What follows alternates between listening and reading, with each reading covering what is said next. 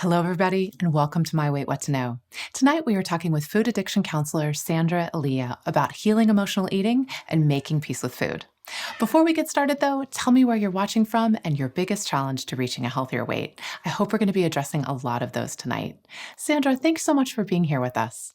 Oh, my pleasure. It's great to be on this platform. So I'd like to start off by having you talk about the road that's brought you here. You're a real source of light for many people who struggle with food addiction, and you're also someone who spent many years struggling with your own weight. So talk about how your unique life journey informs your work. When my mom was pregnant with me, she was living with both obesity and bipolar disorder. And so that really set me up to develop obesity in my life because now we know that it's almost 70% inheritable. And so I then in my 20s started gaining weight rapidly. And in my 20s, I was living with morbid obesity. And my rock bottom was at the age of 29. I was in a really bad marriage, but hey, I could eat my way through it. And so I just didn't have to deal with what was going on. I used food for escape and solace. And from that really rock bottom place, I started to rebuild my life. I started to put together all of the building blocks of what really makes a fulfilling life. That includes eating fresh whole foods. That includes moving our bodies on a regular basis. It includes a mindfulness practice. It includes being part of a community, seeking counseling. These are things we all should be doing. So it really doesn't matter if you have a weight issue. It's that recipe for fulfillment and happiness. And I'm one of the lucky ones because I thought, in my 20s, my worst downfall, right? All I wanted to be in my 20s was skinny. That's it. And if I could have figured out how to binge and be skinny, I would have never changed, honestly. But because, it was killing me, I did change and I put in those pieces.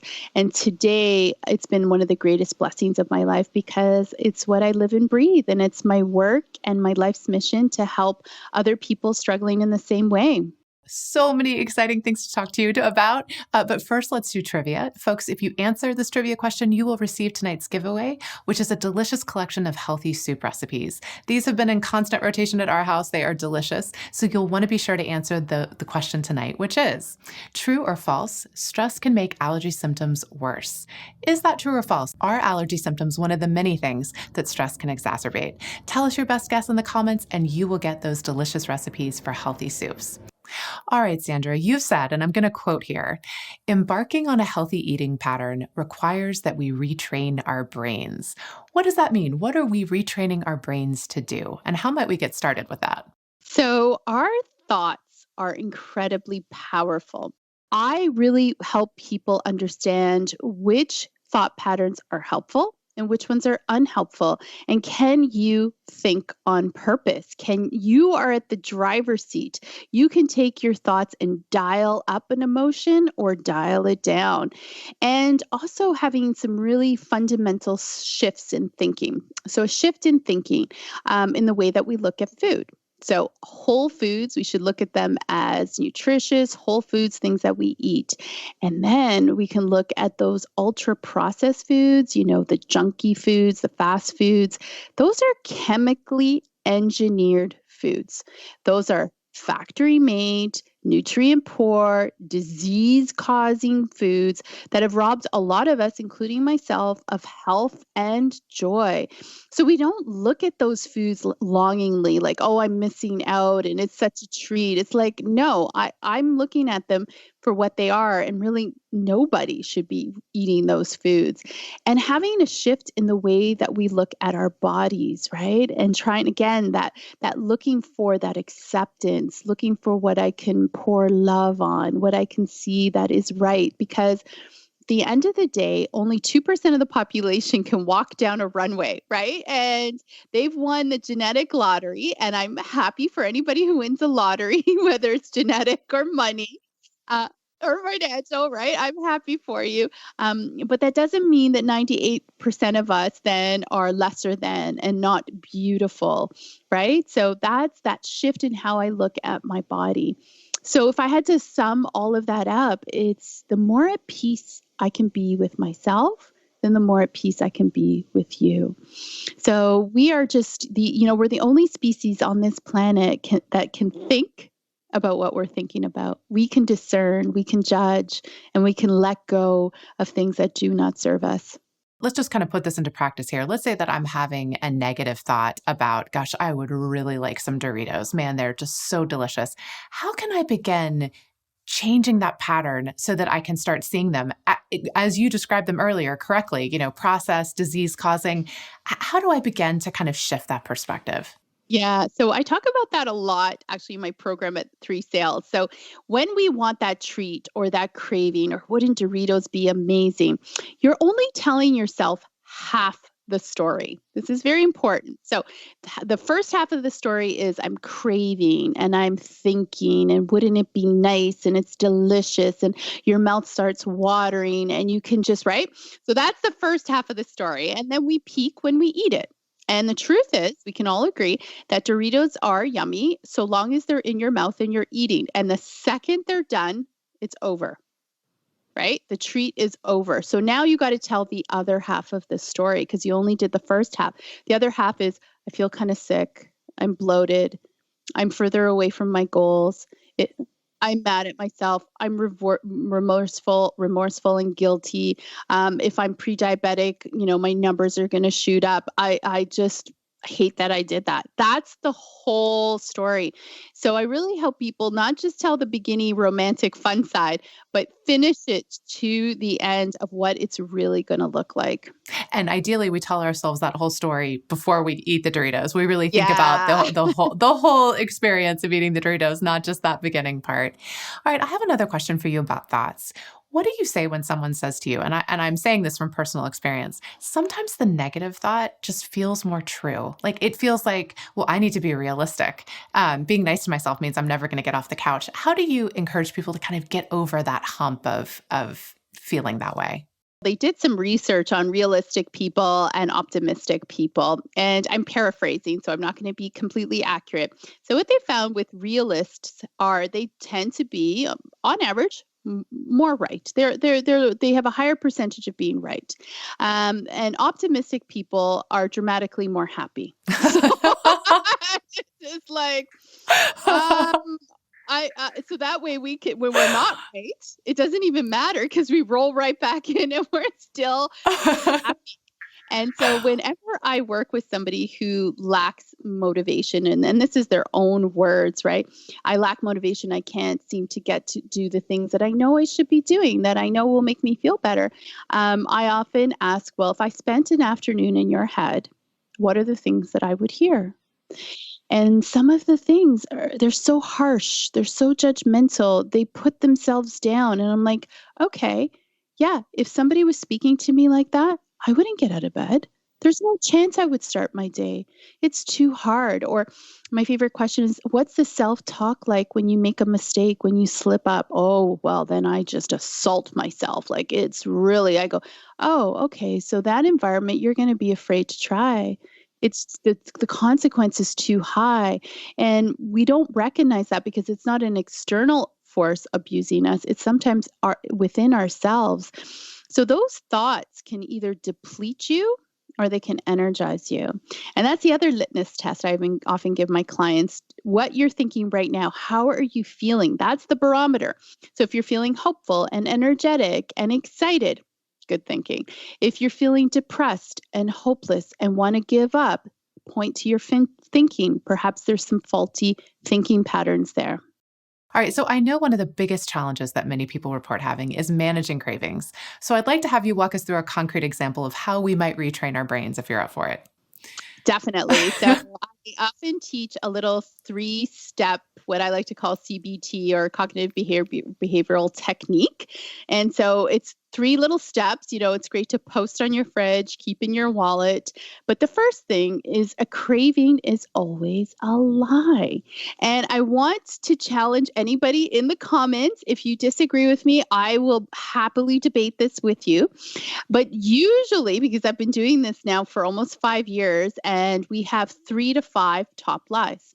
All of us. I've never heard anything outside of these 5 top lies. So the first one is the diet's going to start tomorrow, so I might as well do it today, right? Such a common one, yes. I was stuck in that loop for 10 years. 10 years of, okay, I just got to eat it tonight. I'm going to eat everything that I'm not going to eat for the rest of my life, and I'll start tomorrow. But then tomorrow would be Thursday. And I'm like, who starts on a Thursday? I'll start on Monday. And then Monday would be the 27th. I'm like, I can't start on the 27th. I'll start on the 1st of the month, right? Like, and it was just 10 years. You can get stuck for 10 years. The next one is I'll just have a bite. I'll have a little bite and I'll cut the craving and I won't have any more, right? Even though you might have examples of hundreds of times where like one bite's never going to cut it. The other one is I deserve a treat today. I deserve a treat. Like I worked out. I'm a really great mom. I just deserve a treat. And then, of course, that's not the whole story. The other one is today is too hard. I'm too stressed. I'm too lonely. I'm too overwhelmed. In my 20s, I'm embarrassed to admit this, but I used to think if everybody could just behave themselves. So if work wasn't demanding and my husband could behave himself and my mother didn't dump on me, then I could be skinny. But nobody wants to behave themselves. So I have no choice but to find solace in food. Okay, I'm not even joking. That was me and my as you're saying this, I'm thinking so many people are agreeing with this. I'm nodding. Like, yes, I hear you. And then the last one I hear is, well, when am I ever going to have this food again? Like it's Christmas or I'm in Italy. Right. And the truth is most of us live in a world where food is available 24/7, delivered to your door of any kind of concoction and background. Right. So those are the 5 top lies. So first you call out a craving as a lie. It's always a lie. And if you do that really early, then there's no negotiating, right? You don't negotiate with a lie. And then the next one is to start to really see cravings as brain glitches. So what do I mean by a brain glitch? Could it be that you watched a commercial and that commercial is meant to hit the dopamine center of your brain and spike dopamine. And dopamine is the neurochemical of desire and excitement and movement. Could it be habit? Every night when I sit on the couch and I turn on Netflix and it's dark outside, I have a snack. It doesn't matter if I'm still full from dinner. It doesn't matter if I had a beautiful, satisfying dinner. I always have a snack and my brain is screaming, where's the snack? And then lastly, with my work with Dr. Vera Tarman, she really taught me that cravings induce anxiety. This was such a light bulb moment for me. I had never realized it, but it's true. If you think about a craving, for some of us, it ensues a mental tug of war. Will I? Won't I? Maybe just this one time. No, it won't work this time. Don't do it. I know we'll have the whole thing. You know what? The diet will start tomorrow. Oh, but I've been saying that for a week. And this back and forth. And the only thing that quiets the mental tug of war sometimes is to eat. So I suggest the last step is taking deep belly breaths. So 3 deep belly breaths. This will calm you down, help with the anxiety, ground you, and give a lot of oxygen to your brain so you can make a better decision. So just to recap those 3 steps, craving is always a lie. Second one, look for the brain glitch, what's going on. And third, take as many deep belly breaths as you can. Wow, that is fantastic. I love the 3-part strategy. I have to ask though, if we kind of put this process in place, do cravings become easier to deal with over time? I guess what I'm asking is it always going to be this hard? So what we know from the addiction work, and I did work in a treatment facility here in Canada, we have a 28-day residential treatment program, is that the first 30 days are the most difficult and the most painful. And if you can get over that first hump of 30 days, then things do get quiet. The fog lifts that those ultra-processed foods cause. You start to feel really amazing. You don't want to give up how you're feeling. So things do, the cravings get quieter. What often reignites cravings, surprisingly, are huge life stressors. So a life stressor like going through a divorce, losing a job, losing a loved one, that will sometimes, somebody will say to me, I haven't had cravings in 5 years. And I'm like, what's going on in your life? Oh, you're going through a divorce.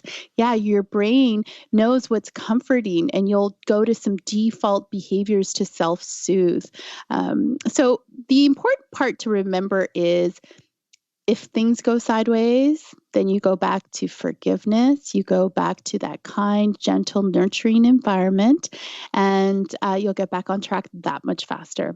All right, folks, we are here with patient advocate and food addiction counselor Sandra Aaliyah. She's talking about healing emotional eating and making peace with food. And we are giving away some delicious, healthy soup recipes to anyone who answers our trivia question. Soup is so nourishing any time of year, and there are some fantastic recipes in here, so be sure to answer tonight's question, which is, true or false, stress can make allergy symptoms worse? Is that true or false?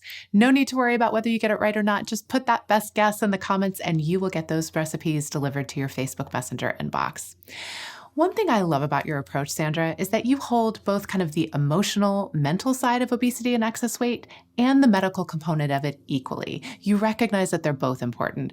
So talk about why, in addition to all your hard work, you've sought out medical attention and treatment and you encourage other people to do so as well.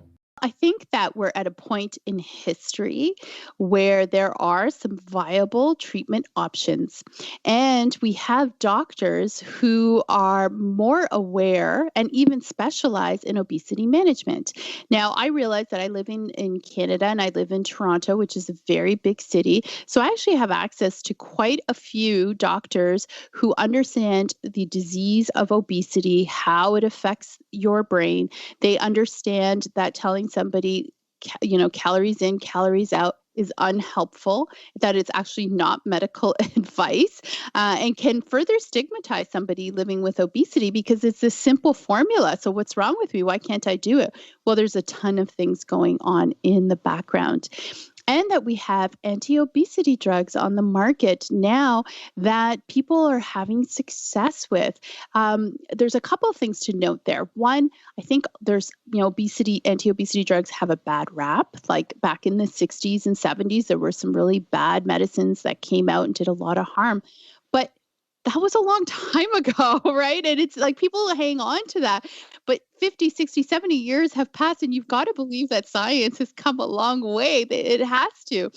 And secondly, we not only have to work with the bias that sometimes doctors have, but patients have internal bias. So they think this is cheating or this is the easy way out, and I should just be able to do it myself. And you know what? Intermittent fasting, I should be able to lose 20 pounds in a month because that's what I see in the support groups, right? All of that messaging makes it really difficult. So I akin it to, there was a time, and maybe it's still true now, that there was stigma in taking antidepressants, right? We would look at, I remember this as a young child.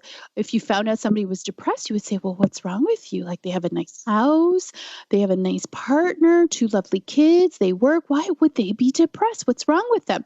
It's kind of the same thing with, well, why would this person be living with obesity? Like, why aren't they going to the gym? Why aren't they eating better foods? It's the same stigma. And we've broken a lot of barriers there, and people are comfortable knowing that sometimes they need medicine, and we're getting there with obesity. It's important to understand, it's very similar to antidepressants, that anti-obesity drugs are one piece of the puzzle. So it's not the magic cure, because there isn't one, but used with interventions, diet, not diet in the traditional word, because I hate that word, but healthy eating. Your meal plan, moving your body, community support, counseling, having a great doctor. It's one piece of the puzzle. And often what the anti-obesity drugs do is it gives you the ability to do the other interventions. I think that's a really good point, that the kind of the medical treatments that are available make it easier to do the lifestyle components. Exactly. That it's not just the lifestyle components, we can marry it all together and have really good results. So for people who struggle with emotional eating, when they experience something difficult or painful, they often reach for food to soothe themselves. But you recommend something different. You say, and I'm going to quote again here, you recommend wrapping yourself in a blanket of self-love and self-compassion. I'm not sure what that means or how I would do it, but it sounds awesome. So talk us through, how might we get started learning how to do that? Well, just saying it, right? Doesn't that sound so good? I'm going to wrap myself in a warm blanket of compassion. Oh, I just love it. And I'm not even upset right now. Like, I love saying it. So in those moments when we don't want to feel, right? Or maybe where feeling becomes too scary, it really takes courage to step into that moment and realize that it will have a beginning and it will have an end. When we try to resist an emotion, whatever we resist persists. So this idea of really just taking that warm blanket of comfort is saying to yourself, okay, darling, you're upset. Let's just sit. Let's just sit. Let's feel this. Let's feel the wave. Nothing in nature is permanent. Nothing, including difficult emotions. They bubble up, they peak. And the peak is scary. And a lot of us just run from that peak, right? And we use food or alcohol or gambling just to not feel that peak, because we don't realize that the other side is this petering out and the force will be gone. I think that the day that I started using food was also the day that I stunted my emotional maturity. So, I started using food in my teens. When I got a bad grade, my solution was to go home and to binge eat. I didn't learn that you could go to the teacher and ask for help or get a tutor or ask a friend. Later on when I was dating and I had a big blowout fight with my boyfriend, I went home and I ate for comfort. I didn't learn how to apologize, clean up, communicate properly. When I started working, I made a mistake at work, which was, that was the worst for me. That would be 3 days of binging, right? So then when I stopped using food for comfort, I didn't have any self-soothing techniques. That was really scary for me in my 30s, that when something went very wrong, oh my gosh, I couldn't lean on my crutch anymore. I had to figure out how to deal with it like an adult, which was really hard at 30. And I had to figure out some self-soothing techniques. Now I know for me, it's being out in nature. It's the quiet. It's the meditation. It's calling for help from a friend, being vulnerable. Now I have a toolkit. But when your primary tool is food, it's a journey, and you can do it, and it can be done. And the first step is really getting comfortable feeling those emotions. Oh, that is so wonderful. Sandra, thank you so much for joining us tonight. Your perspective is always so encouraging and practical. I really appreciate you being here with us. Thank you. It is always a pleasure. And I thank you for creating this platform. We need this platform because right now there's so much bad information and people falling prey to false hope of the diet industry. So I'm so incredibly grateful that there's a platform, a community of people getting good information. Thank you. Oh, thank you, folks. And thank you for being here with us tonight. Before we go, here's the answer to tonight's trivia question. True or false, stress can make allergy symptoms worse? The answer is true. Add allergy symptoms to the long list of things that stress can make more challenging. All the more reason to embrace the strategies that Sandra has shared with us tonight. If you didn't get to answer the trivia question, but you'd like those recipes, just leave a comment for us and tell us what you thought of tonight's show. We'd love to hear what you thought. Folks, we are going to take July off, but we will be back with you for a very special show in August, specifically August 10th at 8:30 p.m. Eastern Time. I know I'll be so happy to be back with you guys. Until then, please stay safe and take good care. Good night.